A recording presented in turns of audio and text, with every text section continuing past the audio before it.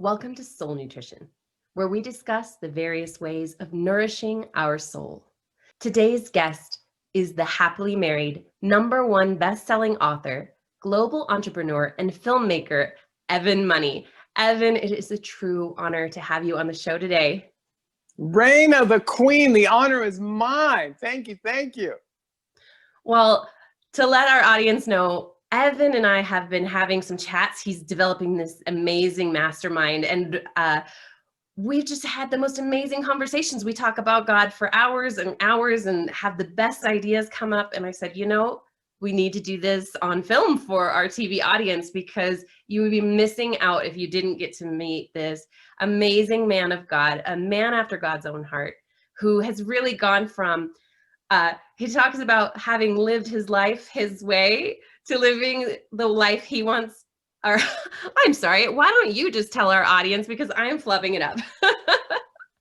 Yeah, so in my from teens to about 25, before I found God, I was living my will, my way.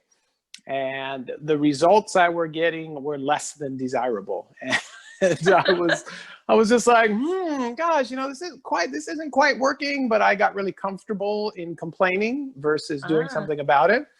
And when I was kind of introduced kind of a back way to the Lord and really started investigating and seeing what that's about, and then realizing that just finding God is just the beginning, that's the birth. And it's like, okay, how are we going to grow from here? So I went to doing God's will my way, Reina, because I was used to doing things my way anyway. So it was like, okay, God, yeah, I know you want to do this, but we'll just do it my way because, my way is the best, of course, right? So of course.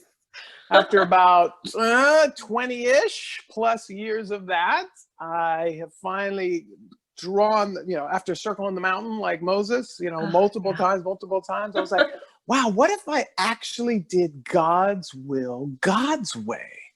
I wonder what that would look like. And I know there's these classic country songs, Jesus take the wheel, right? And it's been the polar opposite with me. I was the one taking the wheel. Like, Jesus, where are you going? You're going the wrong way. We need to be going over here. Why are we going that way? And so finally I'm like, you know what? I'm going to take my hands off the wheel and work on doing God's will, God's way today, instead of, okay, what am I going to do 6 months from now, a year, It's like, okay, let's just focus on today. So for today's focus, I'm excited to connect with you again, Reina, so our audience knows.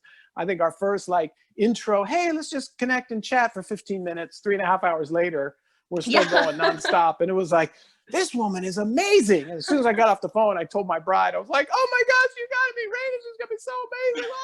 So I can't wait till the day I get to meet your bride. I've just heard so many wonderful things, and I'm so excited for you to tell our audience too about your book together with your bride, because I know so many of us out there. Tell me, you had said this in one of your videos, and I loved it because it was so true, that you grew up in LA and there was 3 choices for relationships and none of those were going to work for you. But the way you described it was so poignant. Do you remember what you said? Oh, yes. Oh, yes. So what I like to share with the audience is, because it's true, and it may be me, born and raised in Los Angeles, just being jaded, but the more I travel, the more I realize it's like that all over the world. It is. So when it comes to marriage, I've seen 3 options. You can either be married and miserable, and I see a lot of that, especially in the churches, sadly. The second option I see is you can be divorced and desperate. And that was both of my parents. And again, a lot of people in Southern California, around the world, right? This divorced and desperate. Or the third option is you could be single and cynical. And that is just rampant all over. And looking at those options, I just said, I cannot do this. I am not going to do this. So rather than try to succumb to the pressure or try to exit through drugs and alcohol or whatever, I just, that inner rebel in me said, you know what, there's got to be a better way.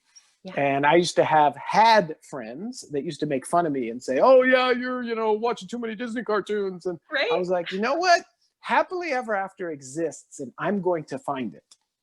And the first step was not hanging around those guys anymore because they're not going to help me find it. So my bride and I got married, and we figured out early on, we both committed to this happily ever after marriage. And how's that going to work? What are we going to do? How are we going to pull this together? And she came up with this grandiose idea. And I should have known. We went to this seminar because I realized, deep down, it's a simple truth that in order for things to change, Reina, I have to change. In order for things to get better, I have to get better.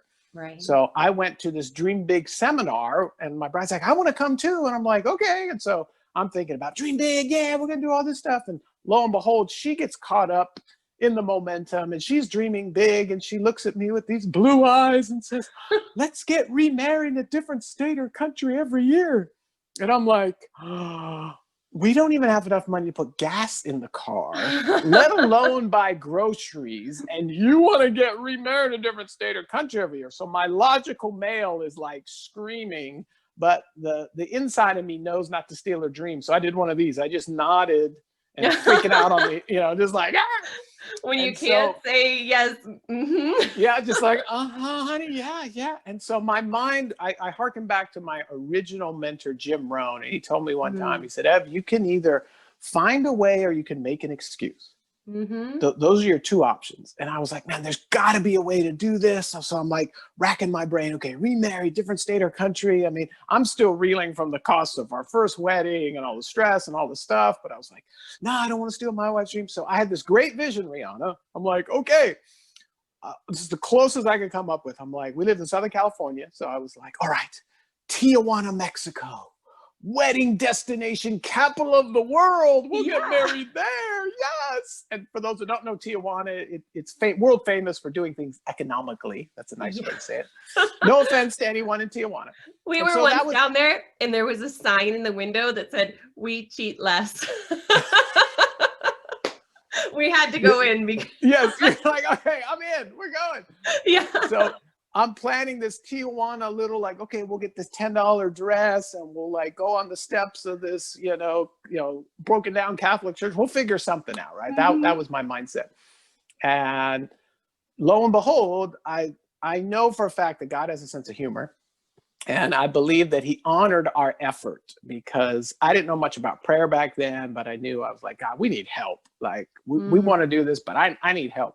And lo and behold, before the epic Tijuana trip could happen, we ended up winning an all-expense paid trip to Paris, France for 2 weeks. Yes, for 2 weeks. Who actually wins those? Yes, we did. And we had our first wedding renewal at the Palace of Versailles. And for those non-educated travel people like myself, the palace is 700,000 square feet, which is bigger than Costco for those at home. And a lot bigger than like a few Costco's put together and then stacked on top. Yes. And I'm just blown away going, this is a long way from Tijuana. And that was just God saying, hey, look, if you just get out of my way and stop limiting me with your limited mindsets, there's so many great things I could do. And that has been an ongoing lesson of saying, hey, why do I want to limit God with my perception, right? With my, in the scriptures, it talks about in the Psalms about God, give me your eyes, give me your ears. Like if for you, Reina, if you could see yourself like I see you or like God sees you, it would be like, oh my gosh, amazing. And so it's about, again, getting past our limitations and letting God do what he wants to do. And that harkens back to doing his will, his way. So we have not won a trip every year, although we have won multiple, which has been great. Wow. Yeah. We won a trip to the Atlantis Resort with our kids one time. And it's been a total blessing. But God has opened so many amazing doors. But this commitment to happily ever after has been such a blessing because that has set the tone, and it really is a lifestyle goal. So a lot of times, Reina, we're so focused on these finite goals, like Simon Sinek talks about in his new book, this, mentality of, okay, I want X by X. I'm going to sell this many books by this date and this by this and this. And those are finite goals and those are great. Yeah. However, if you really want to maximize those, you can come up with a lifestyle goal. And so and I didn't even realize this until later, but our lifestyle goal was we're going to live happily ever after. So when it's a lifestyle, you don't really have to think about it. for me as a flawed male, right? I don't ever Yeah. have to think about, gosh, am I going to look at porn today or not? It's not on the radar, Right. because I'm focused on happily ever after. So I Mm-hmm. have that lifestyle goal, and then underneath we have our finite goals. Like, hey, we're going to get remarried in a different state or country every year. Yeah. And then my next long-term finite goal is 100 weddings by my 100th birthday. And there's an asterisk to that, also including the honeymoon. So I want to be healthy enough to enjoy the honeymoon at That's my right. 100th birthday. So that ties into my health goals of saying, hey, am I going to eat that toxic drive-through food? Or wait a minute, I want to be at full operational strength on my 100th honeymoon. So yeah, Yes. I think we'll skip that and we'll go eat a carrot or something else Yeah, instead. we'll go make the green smoothie for the day. Yes. So that's really something I discovered along this journey, and it's been such a blessing. And that's the joy of growing, of this constant growth mindset of just continuing to grow and discovering and saying, oh wow. And so yeah, that has been such a huge blessing. So I've just got so many questions. I hope I can keep them all in my head because I want to ask them all. So when you had that dream that your friends were kind of making fun of, and you were like, I'm going to have happily ever after, had you met Susan yet? No, I hadn't. Okay. I was in the back of my mind, like going, okay, I knew, eventually it's the classic. It's so hilarious. Like, so often I think, and I don't want to be a downer, but I know there's a lot of young ladies out there that are, when, these men need to step up and, ask me to marry him and do all this and this and this. But by nature, the man is going to want to stay single as long as he could. And so I wanted to be married. I wanted a beautiful wife, but at the same time, I wanted to stay single. I'm like, I want to be free. I want to be single. So it was like this two-edged portion. And to my bride's credit, I knew if I didn't marry her, somebody else would. And I was like, I am not missing out on that one. And so my hearken to a lot of the females out there, they're like, man, what's going on? It's like, hey, you gotta, if he's not marrying you right away, it's time to move on, because by nature, he's going to want to stay single. So that's just kind of in our DNA. So I knew I wanted to do this. I knew I wanted to live happily after, but at the same time, again, part of me wanted to stay single forever. And I remember the moment when I discovered that my bride was the one. I brought her to meet my mom, and there's a whole long journey through there. But I was like, oh, I know. I'll go meet my mom. She'll be like, oh, she's not the one. I can get out of this whole thing, because we were in a amazing courtship.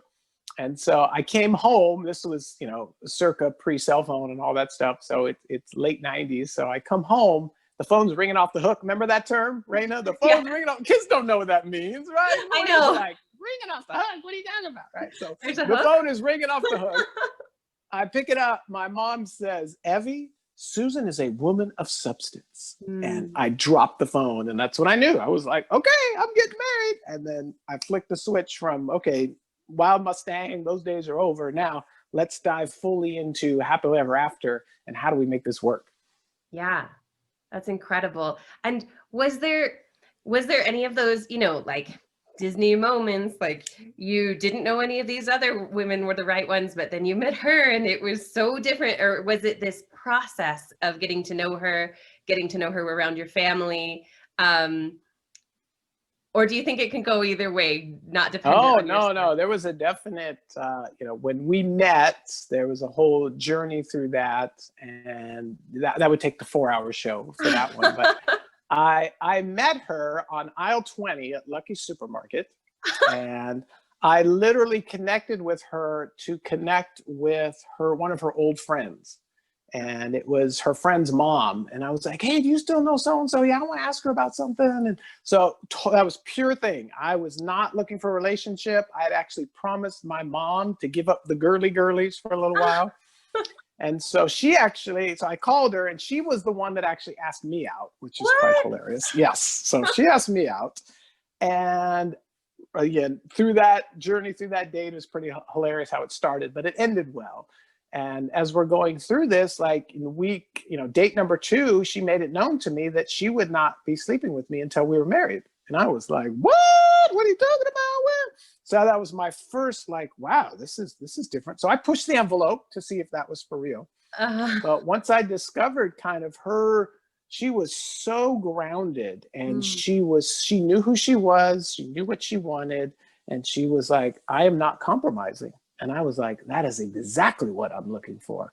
And so I knew, I was like, all right, I'm in. So that was part of it, of just this, hey, it's like, okay, you know, if you, you know, you got to buy the flowers if you want the nectar. And I was like, all right, I'll take the whole store. Let's take them all. Let's go.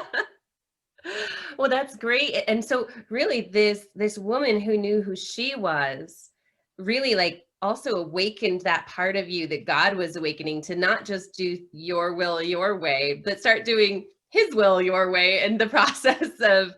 So do you feel like your wife's example has really like drawn you nearer to God? And now it sounds like now you're like definitely the head of the family. Everything I hear from you, you're such a spiritual leader. I can never imagine you, just knowing you now, like pushing the envelope and being the guy, you know, like, are you Oh sure? yeah, absolutely. She, in the beginning, I had so much catch up to do. She was way ahead of spiritually, conviction, maturity. My prefrontal cortex had just finally solidified. So I was 25, 26 when I got married. No, 26 when I got married. She was 24. Okay. And so she was way ahead of the game. So but I had to play catch up, and I was hungry. I was hungry to learn. I was hungry to grow. I was ready to find the God that Zig Ziglar was talking about. Mm. This God of grace, this God of abundance, this God of freedom versus the God that I heard so much about beforehand, which was the God of shame and anger and ah. And so the more I heard from Zig Ziglar, the more I heard from a Jim Rohn, the more they talked about the scriptures about God, I was like, I want to meet that guy. I Yeah. want to connect with him. Let me find him. And I started going to more seminars and more events where I heard godly men talk about success in their marriage, talk about success in business.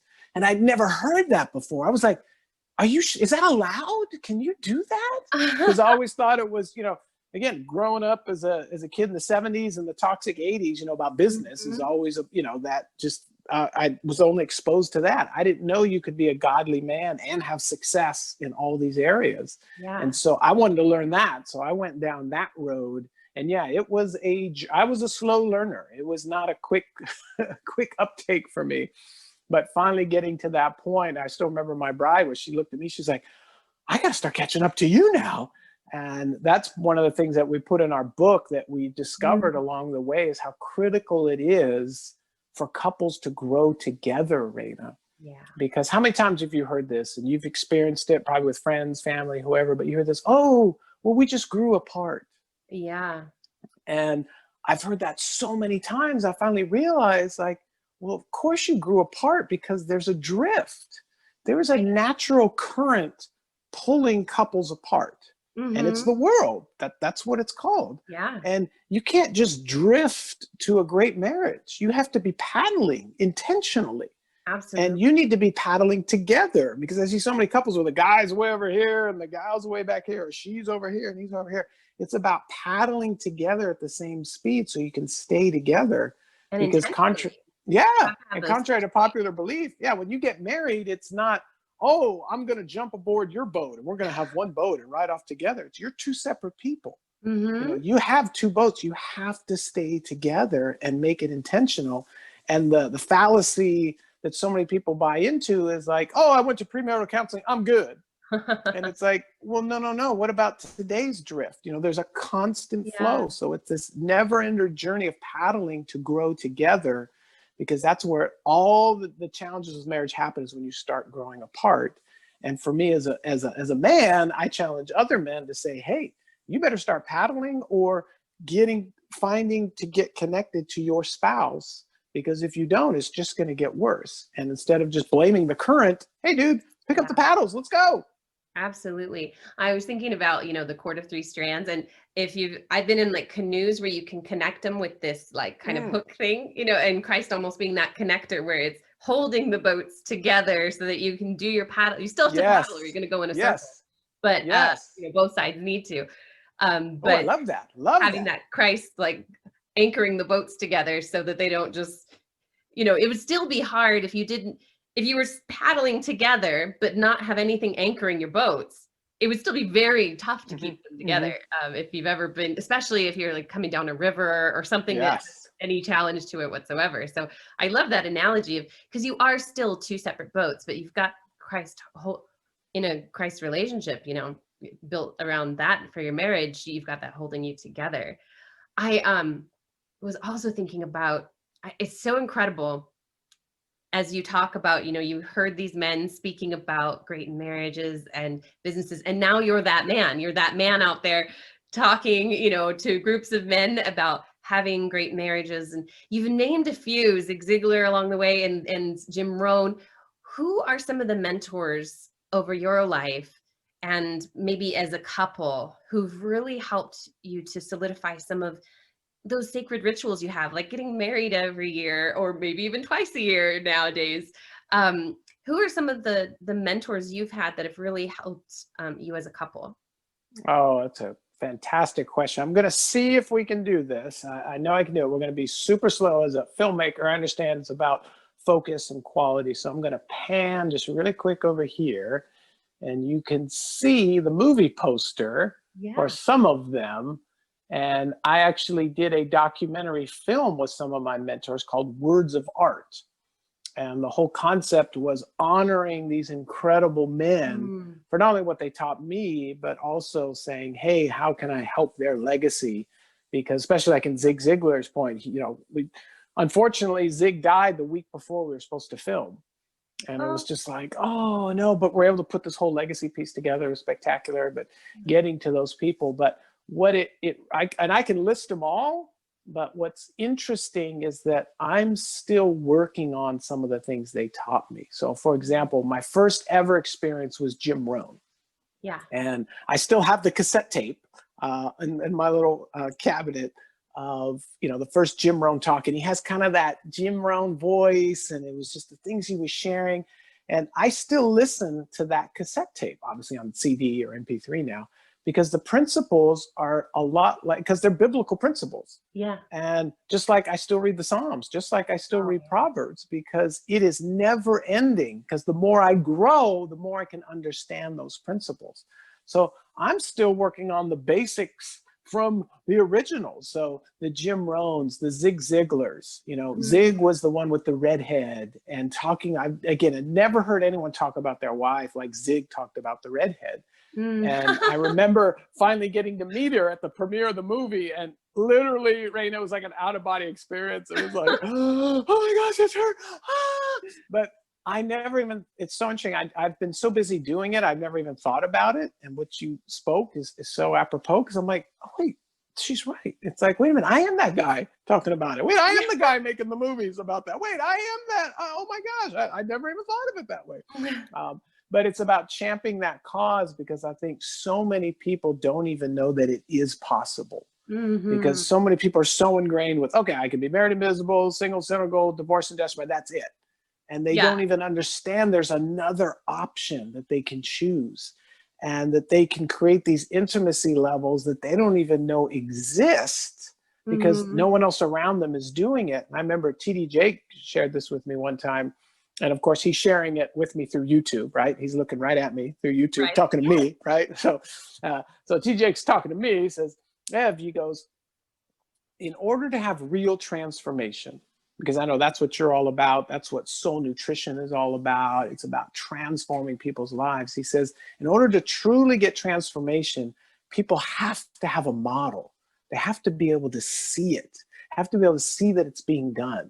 And so my bride and I, originally it was like our best kept secret. It was just our thing, right? Hey, we get remarried every year, that's our thing. But then we realized, hey, we need to start spreading this joy. Yes. And so we made the website, and then the news media picked it up. And then we even made it. Here's how you know when you've made it, Reina. So I know you've got a book coming out. I'm super excited. I can't wait to see it on the New York Times bestseller list. Exactly what you just mentioned, that nowadays we can have mentors that don't even know there are mentors, right? Yes. And they can speak directly to us. I had that same thing with Joel Osteen that helped me move leaps and bounds, that God had for me, that I would have just inch by inch without having that direct, message spoken right into my heart from the Word of God. But I needed it right then from a powerful speaker And it helped me leap into something that took my life further than I could have hoped or imagined. So I love that you're Yes. sharing that. And right now, again, you're being that guy that can speak directly to this audience, and having you as an example. That's something that, so my spiritual teacher, former pastor, he doesn't like being called a pastor anymore, but when I was talking to him about the kind of relationship that I want and was believing for, but was starting to become cynical and single, Mm. because even wise Christian women I've heard say, well, that's just the way marriage is. You're going to have to get over your fantasies, Yeah. And No, I'm like, no. no, there's more than that. And so I found, I'm not sure if you've heard of Lifebook before. No. It's this great program that a friend of mine, like, it used to be $10,000 a piece for people to go to their home, and like it would just be a few couples and they would get to go through this Lifebook program. But they eventually said, we need to share this with the world. Same thing, Mm. they had their own Lifebook just for the two of them, never shared it with Mm. anybody. And it was just like, we need to share this. And they have their different rituals that they do annually, quarterly, weekly, all this kind of things. And I was like, I love their marriage, but the spirituality component for me wasn't Christ-centered. So like there was just that Mm. one piece missing. I loved a lot of what they were doing and still do, and so when he said, you need to pick an example couple, that was the closest one I could find. But I'm Mm. actually really glad that I've met you now, because you and Susan are very much like that Lifebook couple, with those sacred rituals in place that really keep your marriage thriving. And you have that clip on your boat of Christ that is, so important to me and living a Christ-centered life. Wow, well said. And I am honored, and part of it was, hey, you know what, are we, the classic, the chat, are we even worthy, right? Are we good enough? Is it going to work, and all this? And I still remember when we got our first, run from the press and started getting well known. And here's the thing, your book's going to be on the New York Times bestseller. I know it, and I look forward to Amen. it. Praise the Lord. But when you make the British tabloids, that is like the epitome of success. So we got in the British tabloids for something good, right? And I still have the copy, like on the cover, it's got Adele, giving the bird to Wow. somebody, and, aliens ate my baby. But then like on page 3, it's like, here's the crazy couple that gets married every year. And it was so cool to see that. I was like, wow, we can give hope to a lot of people. And then people started asking Reina, they're like, hey, when are you guys going to write a marriage book? And we were both like, what? A marriage book? It's like, yeah, no, I'm going to write books about success and inspiration and all this. But we never felt really qualified to write a marriage book. And also that there was so many other great marriage books, because people would tell us, gosh, how'd you guys do? What about this? We're like, just read these books. That's what we did, right? Books. Yeah. Obviously yours, because yours now encompasses all of those, right? Yes. Yeah. And so that's what we're finding. We're like, you know what? People need an example, a living example, and they want to see, like, okay, how did Evan and Susan do it with these ingredients? And so once we were like, okay, the pressure's off a little bit, we're like, all right, we'll write the book. And it was so cool to write it with my bride and have that journey, because she was hesitant before, of like, I don't know what to say, and I'm like, you just be you, I'll be me, and it'll be awesome. And so in every chapter we kind of have like Evan's take and Susan's take. And for those that grab the book, you can just skip to Susan's and read hers. That's where all the real wisdom is. I tell the stories and long and all this stuff. But once we put the book out there, we were like, oh, okay. It's not about us. It's about the message and giving people hope. And again, once we put that book and kind of, took all the stuff and kind of simplified it down, of like, hey, if you just do A, B, and C, you're going to get tremendous joy and tremendous happiness instead of pain and problems. So it's your choice, pain and problems or tremendous joy and happiness, just by following this little area. So once we put it out, it's sky's the limit. We've had tremendous blessings from it, and we just love to champion it, to let people know, again, there is a fourth option. You can truly live happily ever after. Amen. So Tell us a little bit. So we know every year you get to have this amazing wedding or two, with an incredible honeymoon or two. What's daily life look like in the Money household? What is daily life of happily ever after?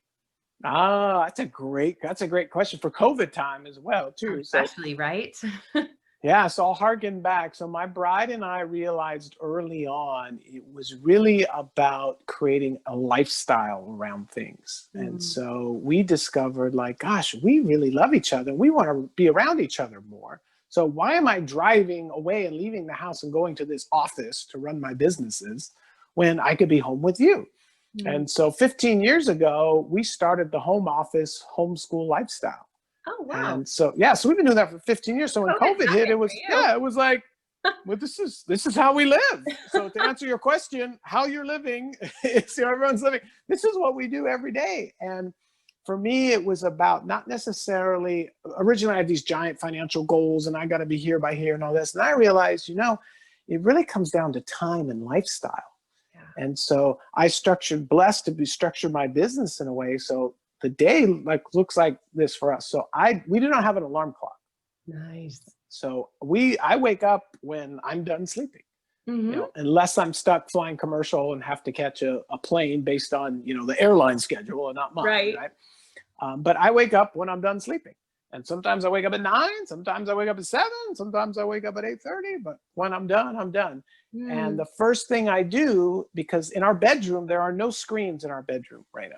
There are no TVs, there are no cell phones allowed in our bedroom. That is a sacred space for us. I love that. And that has always been that way. You need one area to have a sacred space. And in the Agripha, these are sayings from Jesus that are not in the canonized, the normal scriptures. Yeah. They're in like the Catholic Bibles or in the Greek and Roman libraries. But there's one quote from Jesus that says, if you don't disconnect from the world, you'll never reach the kingdom of heaven. And so too often, the 98%, the first thing they do is wake up and do what? Start scrolling. Yep. And if that's the way you're starting the day, your life is filled with pain and problems. Yeah. Whereas for my bride and I, we start the day and we roll over and look at each other's beautiful blue eyes, give each other nuzzles, and I turn over and I pick up the scriptures. That's the first thing I want to put in my brain. Amen. Now, it's not that I'm better than you and I'm holier than thou and all this. It's like, man, I want positive in the first thing. So currently I have 3 books that I read from in the morning. And I call, other people have all these different names. So I call it my golden time. Some people call it hour of power, their golden hour. To me, sometimes it lasts longer than an hour, but I wake up, I'm reading from the scriptures and reading from my other books. And then I have my morning detox time, AKA the bathroom, right? Take my shower, do all of that. And then I have some specific prayer time. And then I do some of my stretching and my exercises. Yeah. And I do not leave the bedroom until those things are done. Because if I ever leave the bedroom, the kids are asking about this, the dog's barking on it, right? Life, right? Yeah. Second I leave the bedroom, it's over, right? There's no way I can make it back in to do my prayer time. I get it done before I leave the bedroom. And sometimes, full disclosure, mornings can turn to be a very romantic time as well. And I love those mornings that start that way. Oh, yeah. So, yes, we love that. And so sometimes we are able to stretch it into 2 days where we have a morning and an evening romantic time. I really love those. God created that. Yes, absolutely. For our blessing. Yes. And so when I get out of the bedroom, that is when I engage with our young adults and the dog and the cat and have my morning meal and have that engagement time with the family. And I normally take a walk with my daughter, and that's our connection time. She's 14 as of this recording. And so I go on a walk with her to listen louder. I used to try to talk and give solutions. I don't do that anymore. I just listen. We usually take our walk. Then I come back into my office, and I am blessed to, again, have businesses that are somewhat self-sustaining, but I can get on email, I can answer a phone call, I can do whatever.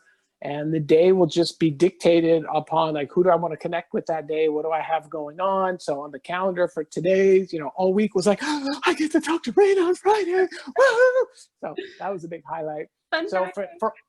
so for all intensive purposes, I could be semi-retired, but Mhm. that's the day in the journey. And then throughout the day, I can peek in on my bride, I can peek in on the kids, I can play a game with my son, I can go do whatever we want to do, go drive all my fun little collectible cars. So that's kind of the day. And then the evening, this is crucial. So once the day is done for me, I leave my cell phone in my office. So it stays there. So I do not, when we're having dinner, get up and answer the phone. I do not go scroll I don't do any of that stuff. I don't even have social media on my phone because I don't want to be the scrolling dad, right? Because if it's there, I'll look at it. So I have to discipline myself. So for me, if it's out of sight, it's out of mind. So by leaving my phone in my office, I go re-engage with the family. So we're having a dinner, we're having dinner. We're not scrolling, we're not on our phones, we're not doing any of this stuff. Yeah, after dinner, we're playing games, we're hanging out, we're watching a movie, we're doing whatever. And I don't pick my phone up again until the next morning when I come into the office. Wow. And then one day a week, usually on Sundays, but one day a week, again, I disconnect from the world and I do not turn my computer on. I do not answer email. I do not do social media. I have one day a week of just cleansing from that. And a lot of times I can leave my phone off too, which is awesome. Yeah. So that is a day in the life of the Money family. And then we have our travels and all things. So we just got back from Wedding 27 and Disney World. So we have some whirlwind trips now and then, but that's how the day looks. Dress that was very Disney style this time. All her beautiful dresses. That's like, for me, the best part. I love clothes. I've been watching a little bit of that show you told me with the color texture. Oh, color texture. Yes. What not to wear. Yes. I loved it. Yeah. So yeah, you got back. The dresses are a blessing. And so here's the cool thing. Any dress that you get married in is a wedding dress. So my bride has had, sometimes we've used a few, but she's had over probably 22, 23 wedding dresses. And we have enjoyed her original dress. And because as a practical male, right? Why do you only want to wear the dress once? If you can fit it, let's get back in there. So the dresses is a total blessing. We've had stuff custom made. We've done stuff for movies. We did one year for our Cinderella wedding where we did the wedding dress from the Cinderella movie. Yeah. So the live action with Cate Blanchett, the dress that Cinderella got married in, we made a copy of that and had a Cinderella wedding. So we get inspired by all kinds of things and just have a blast. And one of my favorites, for those that are like, whoa, we don't have all this money like you do, and da-da-da. We actually had a bikini wedding a couple years back. So that was fun too. I saw that one. That's so fun. I love that you guys are just so creative and you're having fun with it and you're having fun with life together. I want to touch a little bit on this lifestyle you've built. There had to be a transition period. Not everyone can just all of a sudden say, hey, I'm going to not go into a regular office anymore. Did you downsize life a little? How did you make that happen in practical logistical terms? Because, that's, I think, a lot of people's dreams, but they just don't know how to make it happen. That's such a great question. Man, Reina, you're tremendous. So it really, to me, a lot of people say, if you look at where we were, right? So a lot of people just I say tongue in cheek, but it's absolutely true. When my bride and I were first married, we were the ones in the grocery store holding up the line because we had to put food back. We would, show up to, I don't have enough money.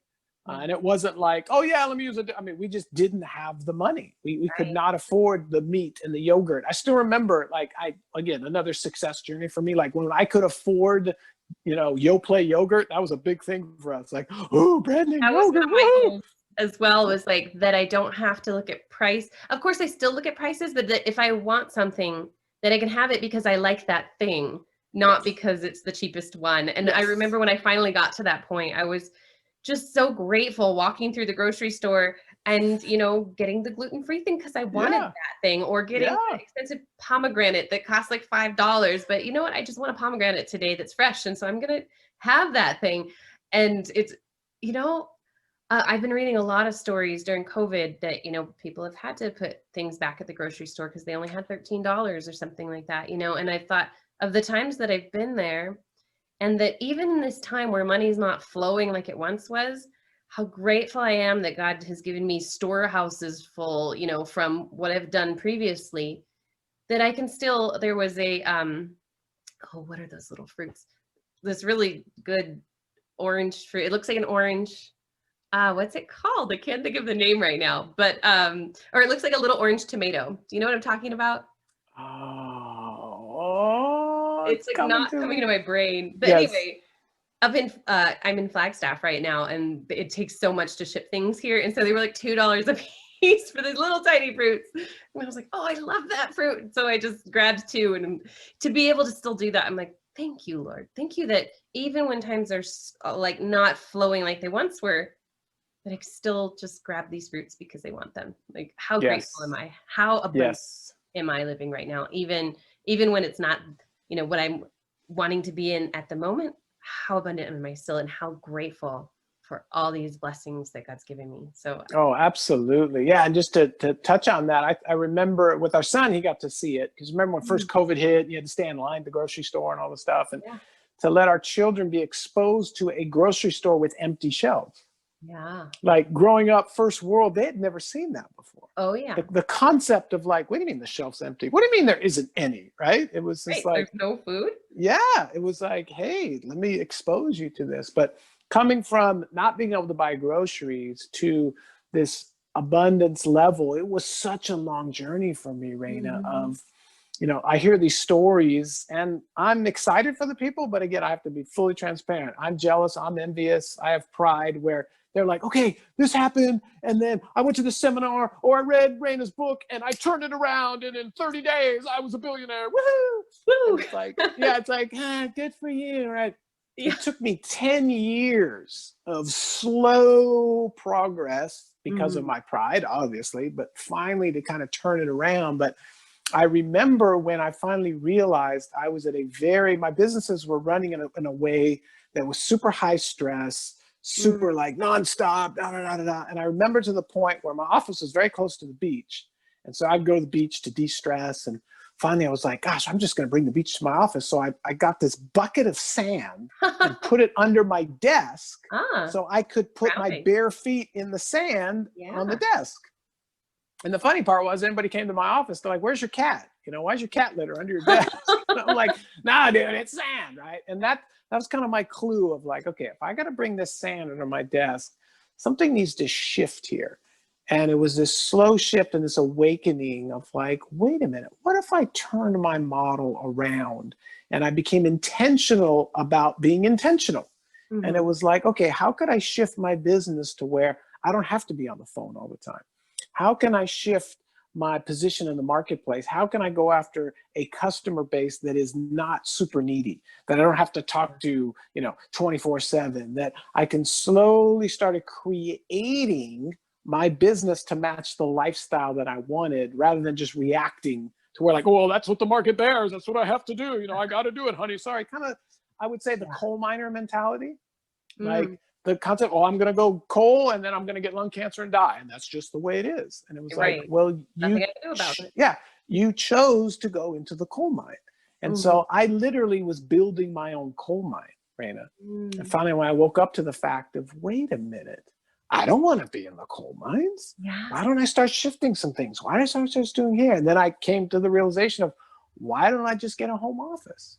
And Mm. culturally, that wasn't acceptable. But I was like, I don't care what anybody else thinks. Yeah.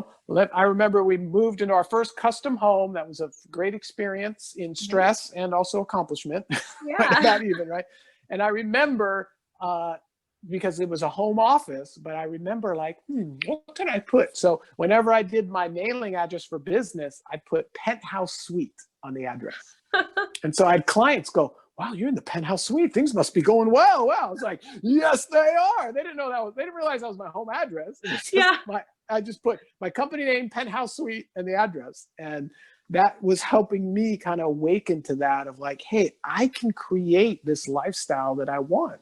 And Mhm. so slowly and surely, again, it was a slow roll. It wasn't an instant, but I slowly started creating these new markets and these new things, and new business started shifting. And then as new business opportunities came to me, Before it was just like, oh, I'm making money. Yes, that was always the answer. Now Yeah. it was like, okay, what is this going to cost me in time? What is this going to cost Mhm. me in mental bandwidth Yeah. capacity? And how is this going to work? So there's certain, even passive investments. For example, like for me, I do have stocks, but Mhm. I am not an active trader. Yeah. I do not check the stocks on my phone because it would drive me crazy. So I already know that about myself. I have So people who own the same ones as me, and they'll like call me up when they drop, and I'm like, I don't want to know. I'm not going to yeah, sell it because yeah, it's yeah, when it's low anyway. So yeah, just please yeah, don't tell yeah, me. exactly. No, yeah, don't tell me. It's the Warren Buffett. It's buy and hold. And I'm Yeah. like, in 20 years, you can tell me, and then we're gonna see if that was a good decision. So, but Right. just knowing how my mind worked, and it was the same with email. Like I do not get email notifications on my phone Me neither. because I'll check if it bings, I'll check it. Uh-huh. So I turned all that stuff off and created again the lifestyle that I wanted slowly but surely. Now most people can do it a lot faster than they think they can, but that was kind of that journey for me. And now every decision is based on, okay, how much time, how much energy, how much bandwidth, and if it doesn't fit, I don't care because I don't want to be like the classic Dalai Lama. He said it the best, right? You know, he says, man is always a mystery to me. They sacrifice their health and relationships to Mhm. make money. Yeah. And then they make all this money and then they spend it all trying to get their health and relationships back. It was like, I Definitely. don't want to do that. So what's really the most important is like, wow. And just like your grocery store fruit analogy, I'll do that sitting in the living room.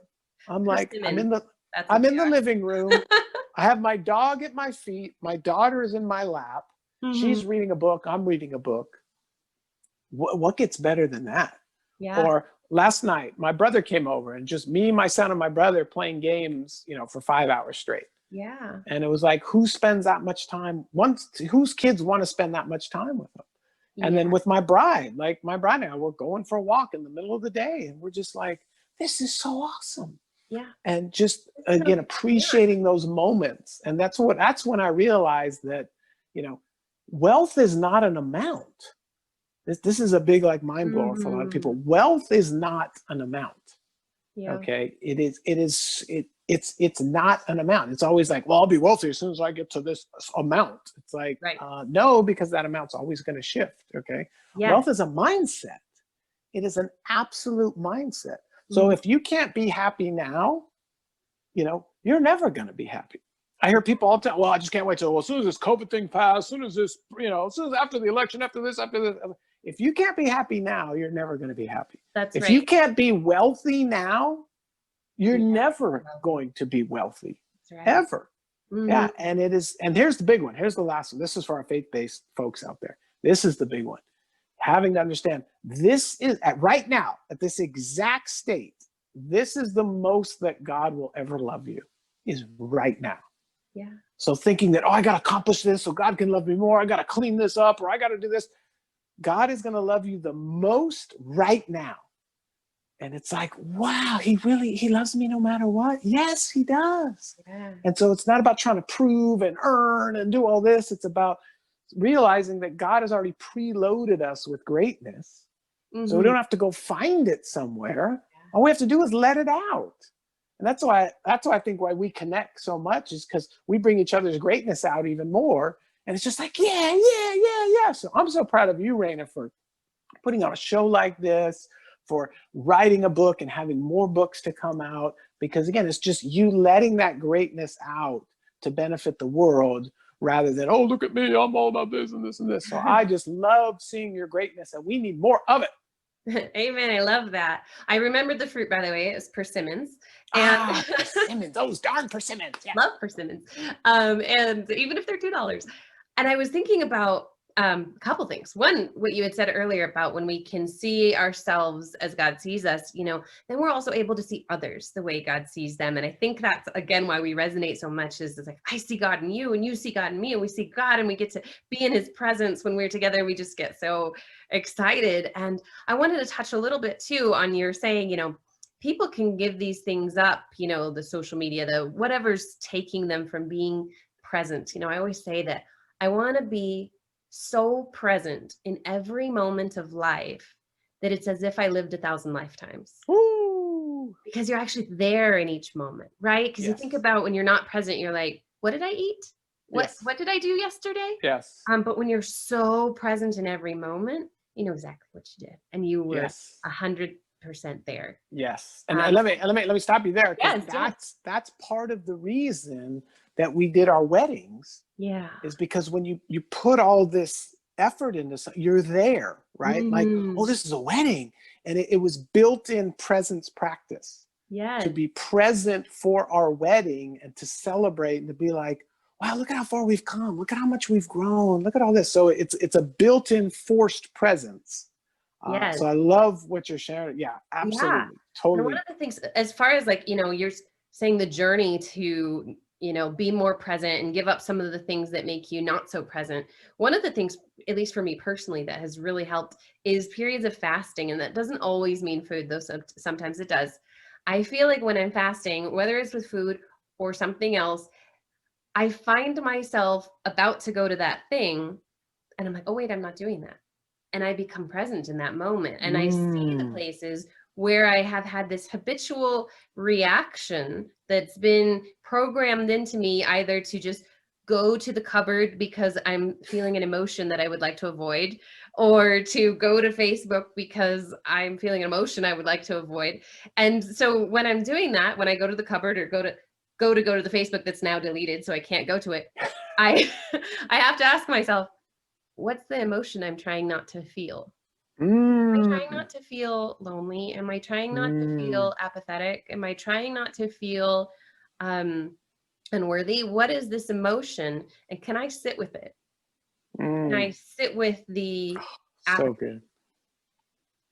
and be with it? And we were reading in Luke 11:37 through something, a couple verses down, and it was talking about giving uh, the not so great parts of ourselves as alms to God, as an offering to God. Mm. And it's like, okay, God, can I give you my apathy as an offering? Mm. I'm going to offer my apathetic spirit in this category or whatever it is I'm feeling. I'm going to offer you my loneliness. I'm going to offer you these things. And we think all the time of offering God our love and our joy and our money, whatever we, the good things. But to even offer those things that we seek to avoid feeling at all and to be with Mm. them and presently give them to God. And I think once I've done that shift, and I feel like when in my 20s, I was always, giving up something I would give up, sugar for 6 months. I would give up whatever, like just different things that I felt I was kind of just doing impulsively rather than by choice. And over time, through these different periods of fasting or giving up things, then I'm so much more conscious. Grandma wants to go have an ice cream cone. All right, I'm going to have some sugar today, like, Mm. Mm. because this is going to be an experience with my grandma and we're going to enjoy the experience. If I could get her to drink green smoothies with me, I would. But,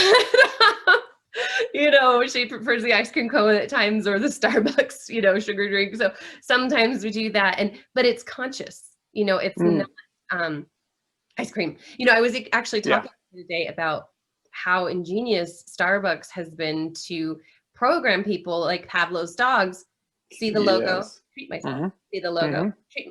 treat myself. Maybe I'm treating myself badly because I'm crushing my DNA with a bunch of sugar and like just obliterating it. But that's like the Pavlov's dog. We see the Starbucks logo and we go, oh, I deserve that treat, and so I'm like, it's ingenious marketing, but it's not good for us.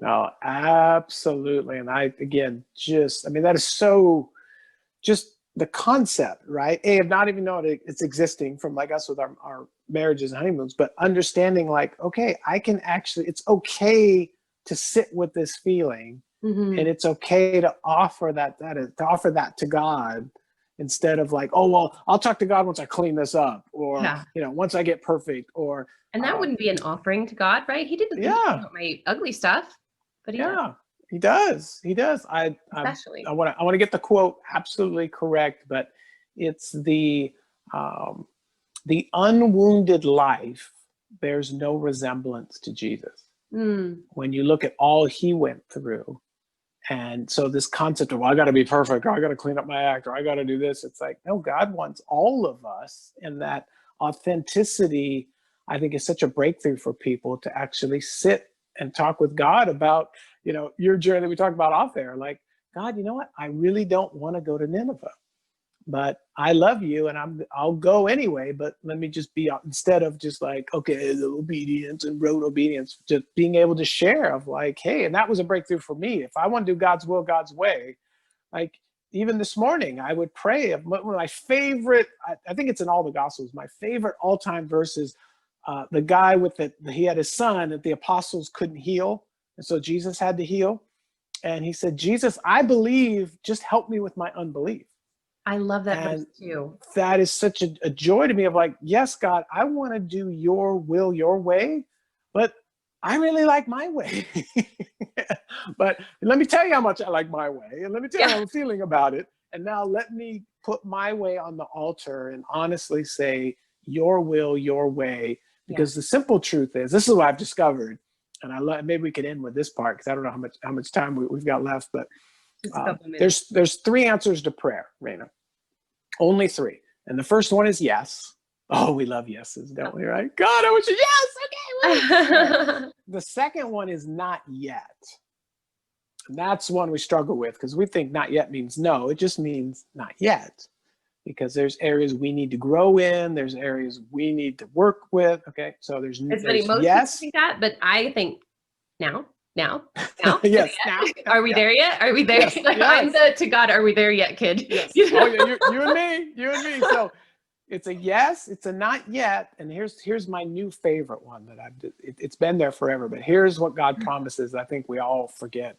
The third answer to prayer is, I have something better. Mm-hmm. So we come to God with, are we there yet? Are we there yet? And he's like, and so for me, are we in Tijuana yet? Are we in Tijuana yet? Are we in Tijuana? He's like, I got something better. Yeah. You don't even know what the Palace of Versailles is, but I'm going to take you there. Yeah. So I have something better. So God promises always to do more than we can think or imagine. Mm-hmm. And so it's us shifting our paradigm, our mindset to go, you know what, God, I'm fighting for this, but instead of fighting for my limitations, why don't I fully dive into your way? Because I know it's going to be way better than what I can think of. So for all of you fighting to get to Tijuana, I just encourage you to embrace God's will, God's way, because he wants to take you to the Palace of Versailles. Amen. And he wants to give you the happily ever after, his way that is going to be the best.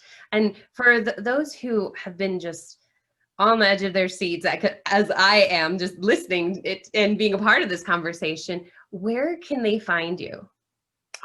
So if you got a couple options. If you want to pay for the book on Amazon, which is great, it's happily ever after. There's a lot of happily ever after. So if you type in happily ever after Evan Money, it comes up a lot faster.